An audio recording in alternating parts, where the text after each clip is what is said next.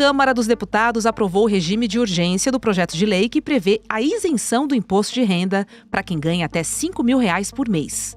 A mudança da proposta é significativa, já que hoje a faixa de isenção alcança cerca de R$ 3.000 com o desconto simplificado. Se a nova lei for aprovada, o governo estima que cerca de 20 milhões de brasileiros serão beneficiados. Além da isenção total, a proposta cria um desconto progressivo para quem ganha entre R$ 5.000 e R$ 7.350. Na outra ponta, para compensar a queda na arrecadação, o projeto inclui um imposto de renda mínimo que pode chegar a 10% para quem ganha mais de R$ 50.000 por mês. Além disso, estabelece uma tributação de 10% sobre lucros e dividendos enviados para o exterior. O impacto estimado nas contas públicas é de cerca de 27 bilhões ao ano.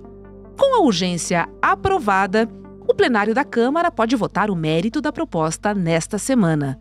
E, se avançar, o texto segue para o Senado e depois vai para a sanção do presidente Lula. O governo pretende implementar as novas regras já no início de 2026. Mas o debate no Congresso mostra resistências e apoios, principalmente sobre como essas medidas impactam as contas públicas.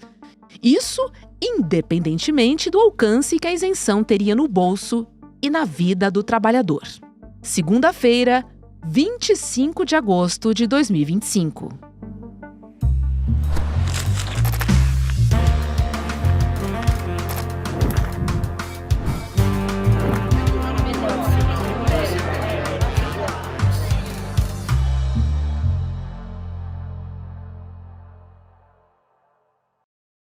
Olá, seja bem-vinda, seja bem-vindo. Eu sou a Roberta Garcia e este é o videocast Em Detalhes. Aqui sempre com um convidado ou uma convidada, a gente mergulha para analisar um tema do nosso dia a dia. Hoje eu converso com o pesquisador e professor de economia, o Guilherme Klein. Oi, Guilherme, seja muito bem-vindo ao Em Detalhes. É um prazer falar contigo novamente. Obrigado, Roberto. Prazer é todo meu. Guilherme, o que significa, na prática, ampliar a isenção de imposto de renda para quem ganha até R$ 5.000 por mês? Então, Roberto, o que a gente tem hoje, que já foi um pouco um ganho durante esses últimos 2 anos do governo, foi a ampliação dessa isenção, né? Então, no momento, a gente tem uma isenção até 2 salários mínimos. Quem ganha até 2 salários mínimos está isento de pagar imposto de renda. Então, isso significa basicamente que a pessoa continua pagando, obviamente, os impostos indiretos, que a gente chama, que são os impostos sobre consumo, né, de bens, de serviços, mas ela está isenta de pagar impostos sobre a sua renda. A proposta do governo, que é uma proposta de campanha, né, do presidente Lula, de ampliar essa faixa de isenção para até R$ 5.000, né? Então, todos aqueles que ficam hoje que ganham mais do que 2 salários mínimos, cerca de R$ 2.300, R$ 2.500, depende do ano um pouco, até 5.000, vão passar a também ser isentos. Então, vão passar também a não pagar imposto de renda sobre esse rendimento de salário, seja assalariado, seja MEI, empregador informal. E, além disso, o governo também propôs uma isenção parcial até R$ 7.000, né? Então, entre 5 e 7 mil, as pessoas vão pagar imposto, mas vão pagar muito menos do que elas pagam atualmente. E qual que vai ser o impacto imediato no bolso do trabalhador assalariado com essa mudança? Vamos pensar agora em quem ganha até R$ 5.000 por mês. Quanto que essa pessoa vai deixar de pagar de imposto? Quanto sobra para ela? Isso depende um pouco da origem desse recurso, né? Mas, em geral, algo como R$ 500 aproximadamente, as pessoas vão deixar, quem ganha até R$ 5.000. Então, é uma isenção significativa para essas pessoas, o que significa, obviamente, do ponto de vista objetivo, né, de quanto que as pessoas vão ter a mais para gastar, para respirar um pouco, né, é bastante significativo. E como é que essa alteração ela conversa com a ideia de justiça tributária no Brasil, que é um tema que a gente ouve muito, principalmente quando a gente pensa nas pessoas mais pobres e mais vulneráveis, que teoricamente são as pessoas que pagam mais imposto. Isso se a gente fizer um paralelo com os ricos. Com os super ricos ainda dá mais, né? Roberto, acho que isso é de fato, a gente, enfim, é um grau de abstração, mas eu acho que é importante, de fato, a gente tentar trazer um pouco por concreto o que significa isso e por que a gente defende, por que isso é justo, né? A justiça tributária é basicamente a ideia de que todos devem contribuir para o Estado, né, para a operação do Estado, para o funcionamento do Estado, e aqueles que têm mais condição de contribuir devem contribuir mais, né?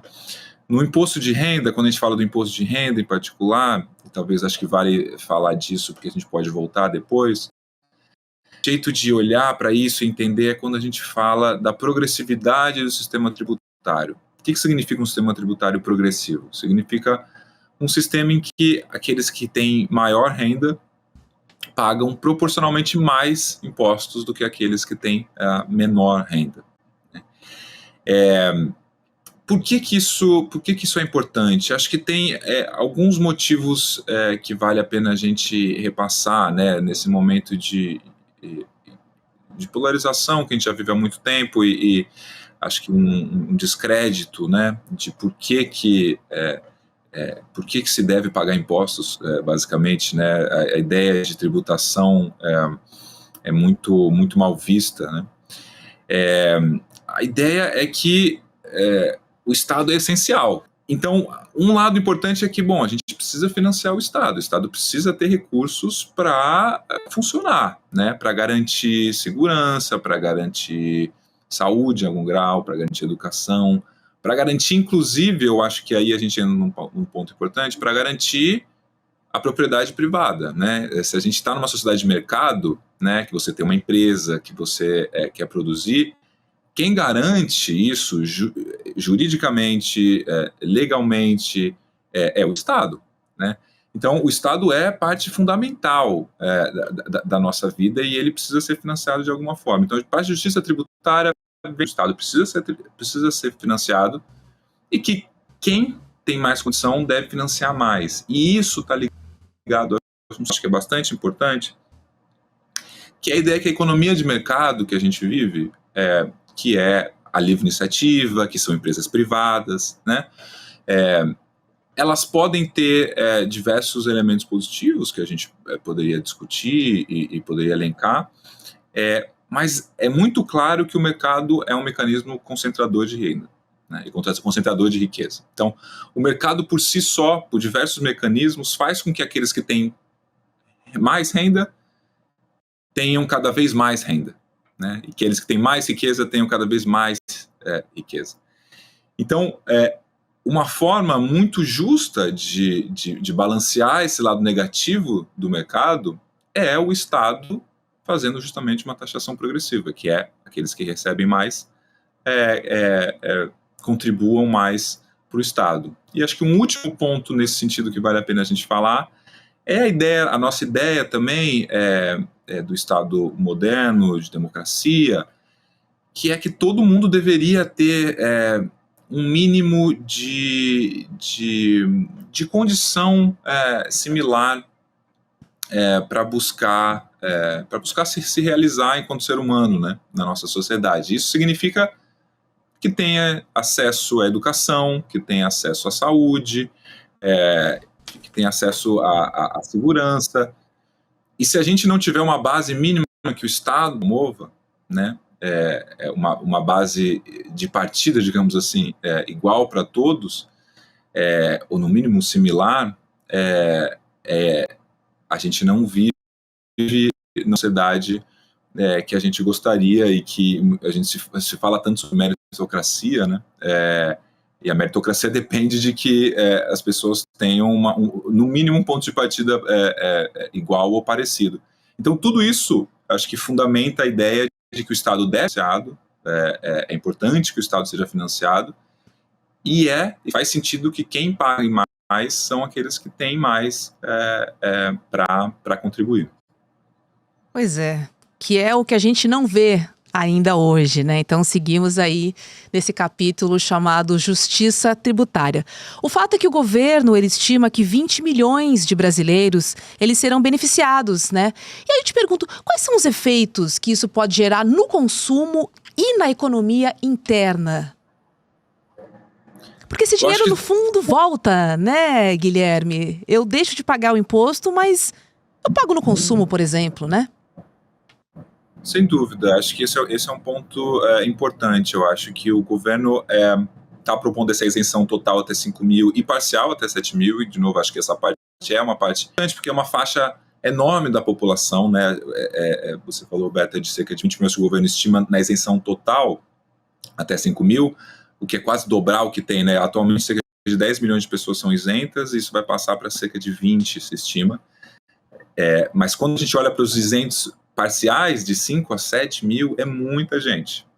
É muita gente, são, sei lá, 50, 60 milhões, depende um pouco da sua fonte de dados, mas é muita gente que vai ter um dinheiro a mais na conta, né? Individualmente nem é tanto dinheiro para cada pessoa, mas no conjunto, e de novo, olhando para o objetivo, né? Para a condição de vida dessas pessoas, vai ser um dinheiro que vai voltar ao mercado, né? Que as pessoas vão usar para consumir bens, serviços e assim por diante, e isso gira a economia, né? Como a gente sabe, como foi o efeito do Bolsa Família no início, como é o efeito das transferências. A gente sabe que, e aqui eu acho que a gente pode começar a trazer o outro elemento dessa reforma, que é a taxação dos mais ricos, né? Que é onde eu aposto o debate ainda vai se dar, se for aprovado, ou enfim, como vai ser aprovado a PL do governo, o projeto de lei. Se você tira R$1 de quem ganha 50 mil por mês e dá R$1 para quem ganha 4 mil, provavelmente esse R$1 de quem ganha 50 mil ele não iria usar para gastar, né? Provavelmente ele já gasta 20, 30 mil, o resto ele investe em poupança e assim por diante. Ou seja, esse dinheiro não faz a economia girar, né? Se você transfere isso para quem ganha 3, 4 mil, muito provavelmente essa pessoa vai usar esse dinheiro para comprar mais de comida, para comprar uma roupa, para comprar algum serviço. Então, acho que aqui a gente vai ver um efeito bem importante, né? No consumo.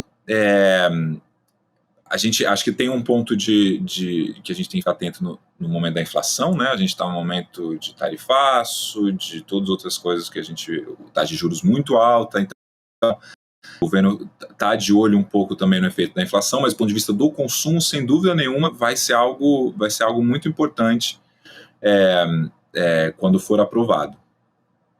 Agora, Guilherme, a gente está falando aí de um impacto fiscal estimado de 27 bilhões de reais ao ano. Isso de isenção total para quem ganha até 5 mil reais por mês. E eu te pergunto, 27 bilhões por ano, esse valor seria equivalente a cerca de 20 milhões de brasileiros beneficiados. Quando a gente pensa nessa proporção, eu te pergunto, esse valor é significativo para as contas públicas? Quando a gente olha o total do orçamento, não é um valor significativo. Mas quando a gente olha, que é onde a gente olha em geral, que é na diferença, né, no aumento ou na queda, ou que o governo está procurando algum recurso para fechar as metas fiscais, né, que é basicamente a diferença entre gastos e receita que ele tem que fazer todo ano, é significativo. E não agora, o que eu acho quando a gente olha para o orçamento como inteiro, não é. Nesse momento fiscal, é significativo. Entendi. Agora, o que eu acho que é muito importante é que o governo está passando isso junto com o projeto de taxação dos super ricos, né? Para neutralizar as duas coisas. Então, eu acho que esse é um aspecto fundamental dessa medida. Pois é, agora vamos pensar de onde o governo vai tirar dinheiro para cobrir cerca de 27 bilhões de reais, que seria a taxação, a isenção da taxação para quem ganha até 5 mil reais. Uhum. Quais são as propostas que a gente tem na mesa hoje? Então, a proposta do governo é basicamente você cobrar uma alíquota mínima, né, de imposto de renda para aqueles que ganham a partir de 50 mil reais por mês. Né? Então, a partir de 50 mil reais por mês, você teria uma alíquota mínima que iria subindo, que iria crescendo até chegar a 10%, né, para aqueles que ganham mais de 100 mil reais por mês.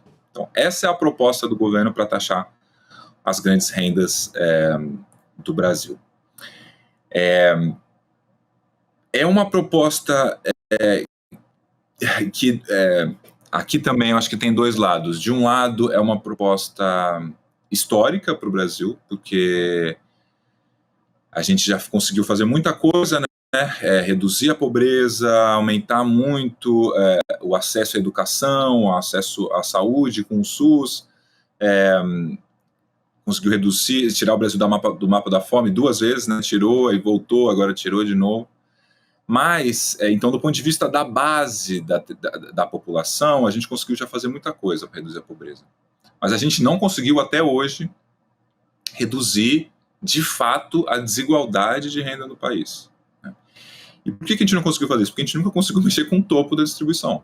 A gente nunca conseguiu mexer com, de fato, os mais ricos. Né? E, assim, só algo que eu acho que é importante a gente falar, assim, para se ter uma dimensão de quão desigual é, de fato, a renda do Brasil e quão poderosa é esses mais ricos. Tem uma escala que é olhar quanto que 1% mais rico de cada país se apropria ou tem, né, do PIB, do produto, de tudo que é produzido naquele país. Então, se a gente olha países como França, Portugal, assim, que são países relativamente iguais, 1% mais rico tem 5, 6% da renda do país. Né? Aí a gente olha países mais parecidos com o Brasil, digamos. Né? Então, Argentina, Nigéria, Polônia. Nesses países, 1% mais rico tem entre 11% e 12% da renda total do país. Então, eles se concentram 10%, 11%, 12% mais rico. No Brasil, o 1% mais rico tem 21% da renda que é produzida. Né? Então, o Brasil quando a gente pega os rankings entre 180 países, está sempre ali entre os 2, 3 piores do mundo. Né? Então, a desigualdade no Brasil é enorme e a concentração de renda no topo do Brasil, então é quase que a gente fala que o Brasil não é desigual, o Brasil tem uma polaridade absurda de renda. Você tem muita gente com pouca renda e os muito ricos do Brasil são muito ricos, inclusive padrões internacionais. Então, isso tudo para dizer que do ponto de vista de implementação e de sugestão desse tipo de proposta é histórico, porque nunca foi feito isso, e se passar vai ser um passo importantíssimo nessa direção, mas ainda é pouco. A alíquota de 10% para quem ganha mais de 100 mil reais por mês é pouco. Ela não reduz, ela não exclui ou não faz que nosso sistema tributário seja progressivo. Então, os muito ricos vão continuar pagando menos do que, por exemplo, a nossa classe média alta. Ou seja, e eu acho que eu voltei a isso em várias perguntas antes, porque de fato eu acho que é isso que a gente tem que ficar muito atento e quem puder, e todos os canais que a gente tiver de pressão, porque a isenção até 5 mil, 7 mil, é muito provável que vai passar. Assim, eu acho que ninguém vai votar contra isso. Né? Inclusive do ponto de vista político, não é muito inteligente. Principalmente num ano pré-eleitoral, né? Exatamente, ninguém quer ter. Né? Agora, a taxação dos super ricos pode ter certeza que vão surgir muitos argumentos contrários, que vão surgir muitas propostas alternativas e que a conta não fecha para evitar isso. Então, acho que a nossa atenção deveria estar, e para mim, do ponto de vista, claro, do que eu acho que deve ser feito, mas assim, do ponto de vista, voltando à justiça tributária, de justiça do ponto de vista do que é feito no mundo inteiro, né? Não é, eu acho que também isso é importante, não é uma ideia necessariamente de esquerda, todos os órgãos nacionais, os mais, enfim, FMI, Banco Mundial, OCDE, todo mundo defende progressividade tributária. Isso é um elemento já de quase, como a gente estava falando antes, de civilidade, né? Então, isso tudo para dizer que é importantíssimo, eu acho, que essa parte da reforma passe. Eu acho que ainda é pouco, mas é um ponto de partida fundamental. A gente está discutindo hoje uma alíquota de 10% que seria progressiva. Agora, se a gente fosse pensar no que seria justo, Guilherme, quanto você acha que deveria ser essa porcentagem para os super ricos, hein? Para a gente ter ali uma carga tributária um pouquinho mais justa entre os que têm muito e os mais vulneráveis que pagam muito imposto. Acho que depende de como é que a gente faz essa transição, né? Porque como é que a gente define muito rico, ninguém se acha muito rico, né? Todo mundo fala, não, eu não sou tão rico, tem ele que é mais rico, aí o outro rico. Então, assim, eu acho que pensando desse jeito que o governo pensou, a partir de 50 mil, eu acho que nessa escala que o governo está fazendo, 50 mil, subindo até 10% para quem ganha mais de 100 mil, é ok, é bom. Mas acho que o governo deveria continuar subindo essa alíquota até no mínimo 15%, né? Porque os cálculos que a gente faz mostram que, por exemplo, a alíquota efetiva, que é o total pago de imposto sobre o total da sua renda, que é o que mostra, né, o quanto o sistema é progressivo ou não, que é quanto de fato você paga em relação à sua renda, ela vai subindo, né, a partir daqueles que ganham pouco, atualmente 3 salários mínimos, mais 2 salários mínimos, vai subindo, então ela é progressiva até chegar ali no 1% antes do 1% mais rico, ou seja, são aqueles que ganham entre 25 mil e 39 mil, por exemplo. Esse grupo é o que mais paga imposto de renda no país, e eles pagam cerca de 11,5%, né, de alíquota efetiva. Ou seja, os super ricos já vão pagar menos do que essa classe média alta do Brasil. Então, eu acho que o mínimo seria começar dessa base, então começar ali quem ganha 40 mil, no mínimo pagando 11%, e isso subindo até uma alíquota mínima de 15% para rendas acima de 100 mil, eu acho que seria uma proposta um pouco mais razoável no sentido de fio do imposto de renda no Brasil. Acho que tem um adendo importante, é que isso, além de tudo, geraria mais arrecadação. Então, se você aumentar a alíquota efetiva, significa basicamente que as pessoas vão pagar mais imposto de renda, né? E esse aumento da arrecadação pode ser importante de duas maneiras. Uma, que a gente estava falando da necessidade de financiado, né? Que a gente estava falando de como é importante, por um lado. E, por outro lado, se o governo não quiser aumentar a sua taxa, poderia usar esse aumento do imposto sobre pessoa física para diminuir os impostos indiretos. Ou seja, você taxa mais a renda dos super ricos e diminui o imposto que você paga sobre feijão, carne, ovo, etc., que é um imposto que a gente chama de regressivo, porque quem paga mais em relação a essas coisas são os mais pobres. Então, acho que esse seria um caminho interessante para a gente avançar. E, Guilherme, para a gente fechar, você acha que essa proposta ela se insere num esforço mais amplo? Quando eu falo mais amplo, eu digo em busca da reforma tributária, ou você enxerga como uma medida pontual? E até certo ponto eleitoreira, já que foi uma promessa de campanha, hein? Eu acho que ela está... acho que são respondendo as duas perguntas, eu acho que ela faz parte de uma agenda mais ampla. O governo aprovou no começo do governo uma reforma do imposto, não do imposto de renda, do imposto sobre consumo, né? que é uma reforma que também, talvez do ponto de vista da desigualdade, é menos importante, né? Porque você não consegue mudar muito o perfil progressivo desse tipo de imposto, mas do ponto de vista de complexidade tributária, enfim, de vários elementos de modernização do sistema tributário que vão ter um efeito muito importante sobre o crescimento econômico, o que também é essencial ao longo do tempo, né? A gente precisa que a economia cresça, produza empregos e assim por diante.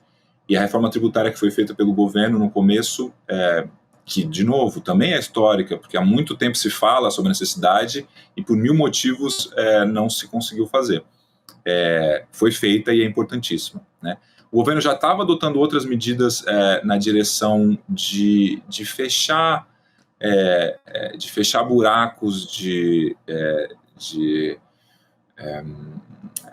enfim, de falta de tributação, então fundos offshore, né, que é aquela ideia de, muito rapidamente, mas que algumas pessoas mandavam dinheiro para outros países para não pagar o imposto aqui, o governo conseguiu equalizar um pouco a situação. Então o governo está numa agenda desde o começo de reforma tributária em diferentes vertentes. Então acho que faz parte, sim, do entendimento mais amplo de que, inclusive, o processo de crescimento econômico, de desenvolvimento social, que foi obtido ali nos anos 2000, tinha um teto muito claro, né, que era o teto da tributação, da falta da tributação no topo, de um lado, e de outro lado da produção, de um crescimento mais robusto, de uma produção de melhores serviços e assim por diante, né?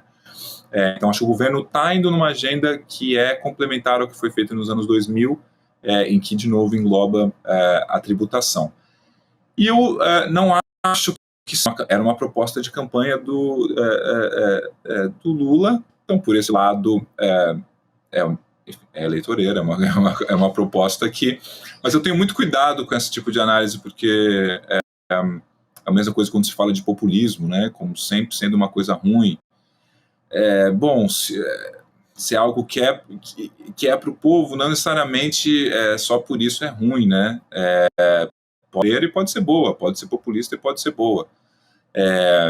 Eu acho que nesse caso, eu até entendo os argumentos contrários à isenção até 5 mil, porque o Brasil é um país tão pobre, e até mais do que pobre, é tão desigual, que quem ganha do Brasil está muito mais perto do topo do que da base, né? Então, quando a gente olha puramente para os números, essa isenção não reduz a desigualdade, porque as pessoas que ganham entre 3 e 5 mil estão no topo, estão muito mais próximos do topo do que na base do Brasil. Mas, de novo, se a gente olha para a realidade concreta dessas pessoas, me parece uma medida que faz todo sentido. É isso, Guilherme. Agora a gente vai esperar, né? Porque foi aprovado o regime de urgência.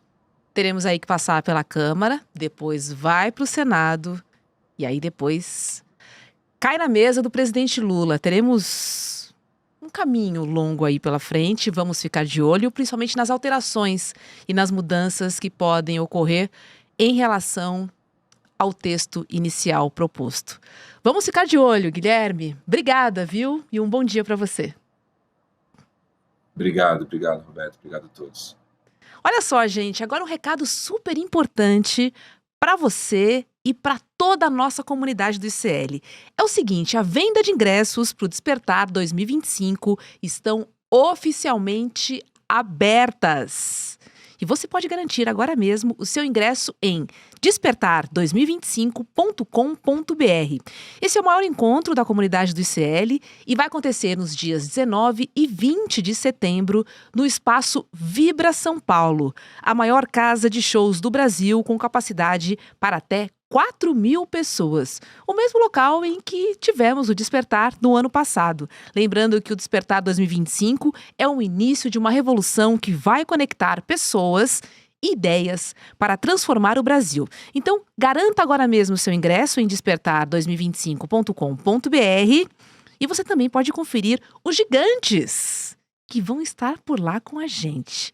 Eu vou estar por lá com certeza e quero muito ver todo mundo olho no olho, para a gente compartilhar os nossos sentimentos, conhecimentos e alegria.